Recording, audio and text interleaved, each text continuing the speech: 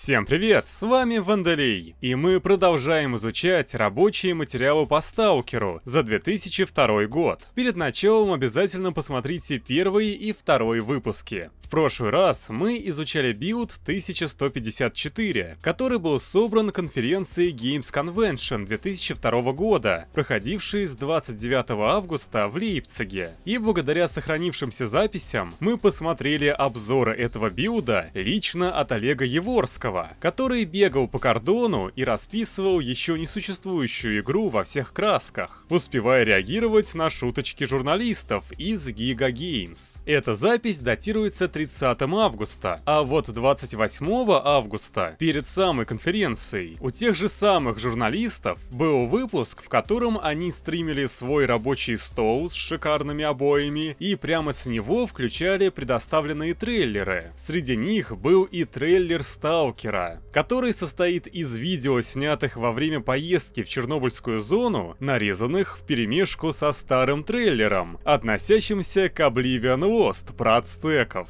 И это просто уморительно. Я так подозреваю, журналисты не поняли ничего, потому что речь вроде идет об игре про Чернобыльскую зону с Припятью, а в трейлере храмы ацтеков. Ну разве не прекрасно? Хотя, скорее всего, журналистам было просто пофиг. Они даже не досмотрели трейлер до конца, а просто выключили его на середине. В описании будет ссылка на исходник трейлера, который можно посмотреть полностью. Залит он с диска Игромании, который прилагался к выпуску за август 2002. При этом трейлер на диске имеет название на немецком. То есть GSC просто отослали Игромании тот же трейлер, который послали немецким журналистам, даже не переименовав его, и забив на то, что в трейлере показаны ацтеки. Наверное, новый трейлер они просто не успевали сделать, потому что очень скоро к самой Games Convention он действительно был создан. Здесь никаких ацтеков, а только сталкерский кордон. В любом случае, вне зависимости от содержания трейлеров, главное, что само название Oblivion Lost было неплохо прорекламировано под самый конец лета.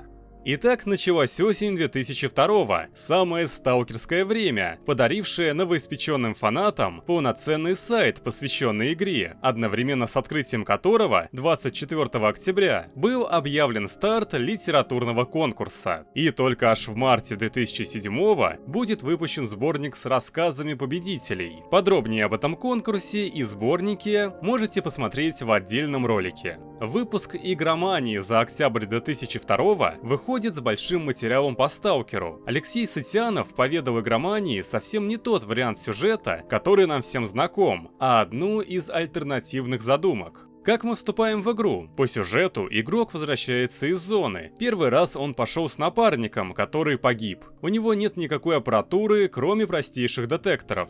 Сюжет нелинейный? Да, он абсолютно нелинейный. Есть, конечно, цель, есть ответвления. События будут происходить независимо от того, участвует в них сталкер или нет. Он может принять в них участие, и тогда события как-то изменятся, или не принять. Данная завязка действительно рассматривалась как одна из возможных и описывается в некоторых документах. Завязка «Гибель напарника». Начинается аномальный шторм. Два сталкера-новичка бегут из зоны. Они забегают в остов старой постройки. Небо горит, мир обезумел. В центре остова появляется черный смерч, который затягивает напарника. Тело его мгновенно чернеет и опадает на пол. И среди этого безумия над мертвым телом раздается нечеловеческий зов монолита: «Приди, и ты будешь». Мертвое обугленное тело поднимает голову и поворачивает ее к главному герою. Мир темнеет, и сознание отключается. Очнувшись среди обгоревших стен, сталкер видит мертвое тело напарника, лежащее на песке. Монстры, по словам Сытянова, еще только создавались, и это действительно было так, работа не утихала. Например, авторы отказались от первоначального варианта кровососа, и был рожден тот самый легендарный образ. Первоначальный концепт был использован при разработке Metro 2033 компании 4A Games.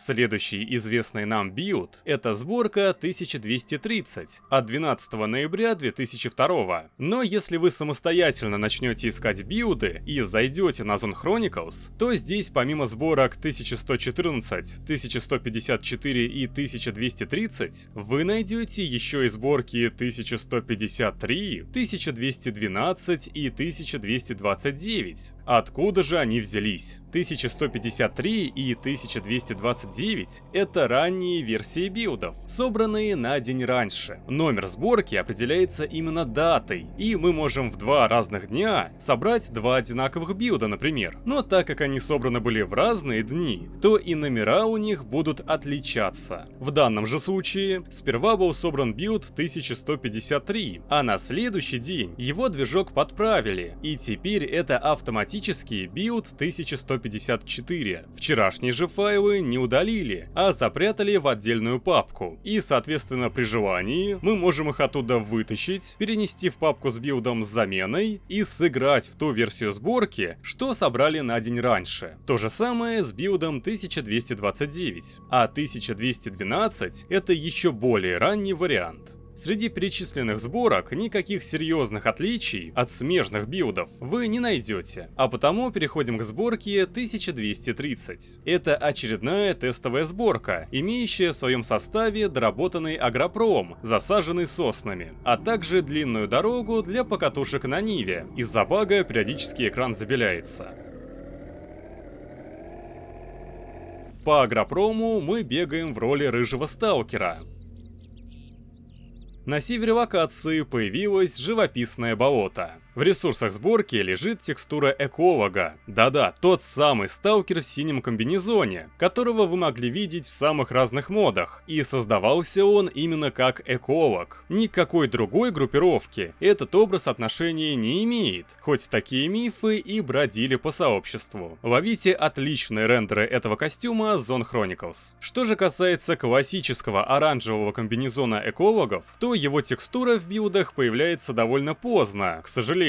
И все, что у нас есть из раннего, это изображение с забралом желтоватого цвета, а также рисунок этого комбинезона на концепте инвентаря. Обратите внимание на очень забавный текст рыбу. Кажется, кое-кто попал под выжигатель мозгов. Еще в ресурсах билда лежит текстура сталкерского экзоскелета, причем речь идет о билдовской версии. Релизный вариант будет создан куда позже. И вот очень интересный факт Zone Chronicles касательно создания первого экзоскелета. 30 октября Андрей Прохоров создает сервоприводную модель экзоскелета, где он смог применить те знания, которые использовал при создании гидравлики робота во время работы в НИИ в 1997 году. Раз уж мы заговорили об Андрее Прохорове, то вот еще одна текстурка с его лицом. Волосы взяты от другой текстуры, которые, видимо, просто перекрасили в черный. И вот это лицо уже, скорее всего, создано на основе лица Андрея Ткаченко. Текстура научного комбинезона, того, что после станет Севой. И здесь он имеет фиолетовый цвет. Вот для сравнения, эта же текстура, но уже в 2003 году. Обратите внимание на рюкзак типа короб. В релизе такие коробы имеются только у костюма эколог, а вот изначально он имелся и у Севы. Контролер больше не розовый, а нормального телесного цвета. И еще интересна вот эта текстура украинского паспорта, принадлежащего Есину Роману. А одним из художников GSC числился Несин Роман, так что паспорт не иначе его. Следующая сборка — это билд 1233. Он очень напоминает 1230, однако отличается первой реализацией игровой физики. А вот 1254 от 6 декабря 2002 обзавелся интересными звуковыми файлами. Это звуки зомби, причем довольно жуткие.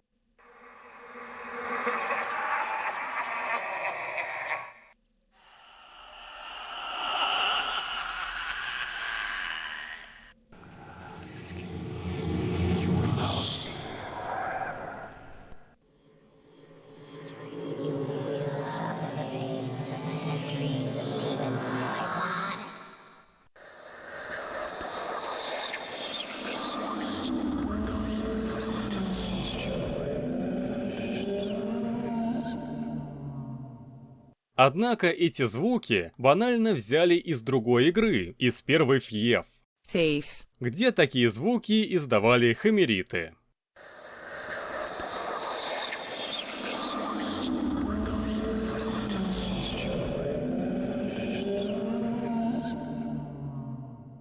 В самом билде мы снова бегаем по агропрому. Интересно то, что теперь мы можем выбрасывать оружие и автоматически подбирать его, стоит только подойти.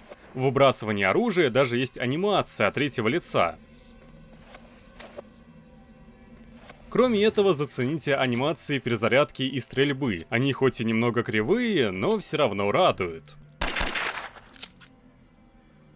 Калаш в наших руках имеет подствол, а вот выброшенный вариант уже без него. Причем это не тот подствольник, который был в сборке 1114. И эта версия, в отличие от ребристой, уже куда больше напоминает обычный ГП-25. В дизайн-документах встречается вот такое изображение калаша со всеми модулями, включая лазер, ночной прицел и подствольный фонарь. Идея с подствольным фонарем в Сталкере не прижилась, и уже после Андрей Прохоров попробовал реализовать ее в Метро. В билде Метро от 2006 года на калаше действительно имеется фонарь, но и до релиза Метро этот модуль снова не дожил, в отличие от ЛЦУ и ночных прицелов, которые не иначе сам Проф хотел реализовать еще на ранних этапах создания Сталкера. Но вернемся на Агропром, который можно запустить с Нивой и множеством физических объектов. Здесь имеются даже трамплины. В общем, все, что может показать клевость появившейся в Сталкере физики.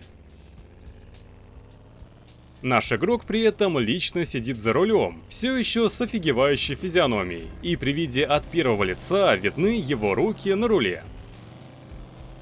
Последней известной нам сборкой от 2002 является мультиплеерный билд за номером 1265, в котором игроки двух команд бегают по агропрому и собирают артефакты, которые нужно отнести контейнеру. Внизу счетчик в долларах, за которые на респавне можно прикупить оружие. Из примечательного в этой сборке фигурирует ТОС-34, который еще не светился в предыдущих сборках.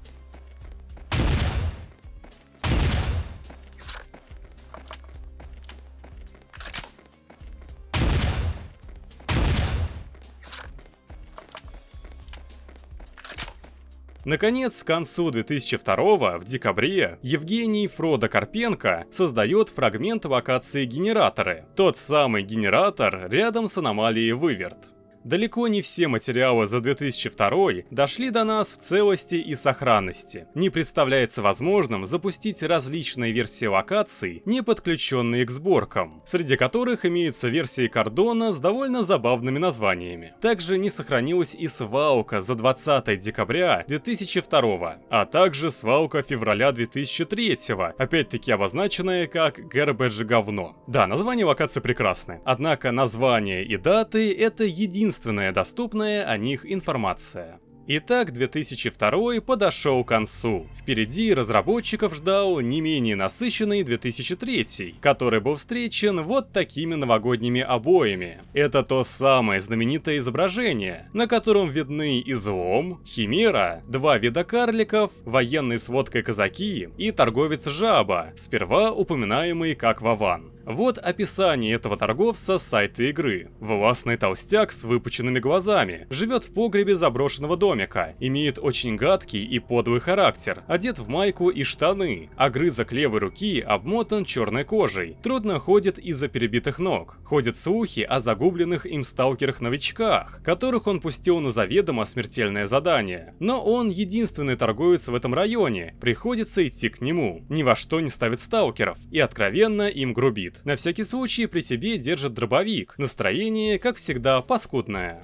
Упоминание о перебитых ногах и загубленных новичках отсылает нас к стервятнику Барбриджу из пикника на обочине. На изображении сайта торговец сидит на кушетке, которую сузили, чтобы превратить ее в кресло, а в руках жаба держит наскоро сделанную модельку дробовика. Есть еще кое-что, после чего вы не сможете смотреть на это изображение как раньше. Жаба сидит на фоне окошка в свою каморку, прямо между прутьями. То есть есть, по сути, это миниатюрный жаба, который смог уместиться в этом окошке. Вообще, многие скриншоты 2002 года сделаны в фотошопе. Например, вот здесь оружие явно наложено сверху. А вот здесь даже не убрали точку прицеливания. Наконец, в одном из дизайн-документов в качестве референса для внешнего вида торговца приводится Леонов из «Джентльменов удачи», и в недавнем сливе имеются даже рендеры, на которых торговец сидит в его фирменной позе. Ну и занятно, что на одном из вариантов этого изображения персонажи встречают 2017 год. И на этом обзор разработки Сталкера за 2002 год подошел к концу. Этот ролик не получился бы таким полным и насыщенным без помощи авторов Zone Chronicles и братьев билдомасонов. Спасибо всем, кто делился информацией и оказывал поддержку, а также спасибо вам за просмотр. На канале имеются плейлисты с обзорами дизайн-документов и билдов Сталкера в хронологическом порядке. Кнопки сейчас появятся на экране. А с вами был Вандалий. Увидимся в следующих роликах.